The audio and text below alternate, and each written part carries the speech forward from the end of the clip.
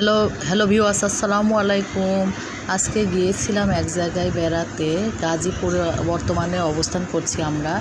এখানে অনেকগুলো রাজহাঁস দাঁড়িয়ে ছিল, এগুলো আমরা দেখতে পেলাম। রাজহাঁসগুলো তেড়ে আসছিল।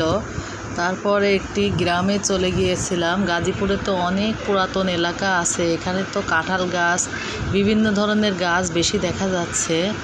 অনেক গাছে ভরা। রাস্তাগুলোও অনেক পুরাতন।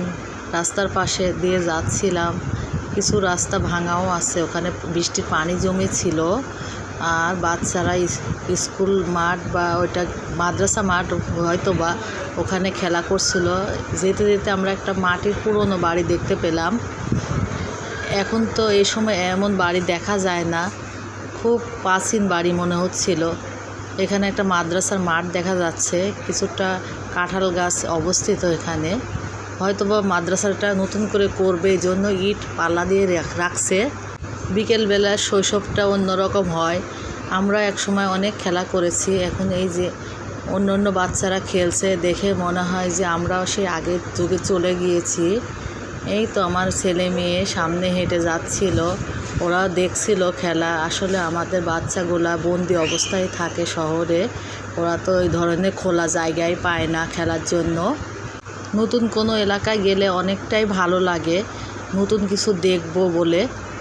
এখানে যে দেওয়ালগুলো দেখা যাচ্ছে এগুলো অনেক পুরাতন দেখে মনে হচ্ছে। কিছু কিছু নতুন বাড়িও দেখা যাচ্ছে।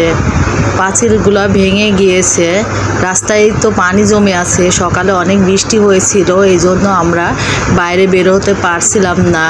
বিকেলে একটু বের হয়েছিলাম, বের হয়ে দেখি জায়গায় জায়গায় অনেক পানি জমে আছে।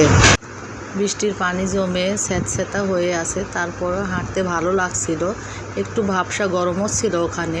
কিছু কিছু কাঁঠাল গাছ এখানে মরে গিয়েছে। আর এই তো আমরা চলে আসলাম চটপটি খেতে, ফুচকার দোকান এটা।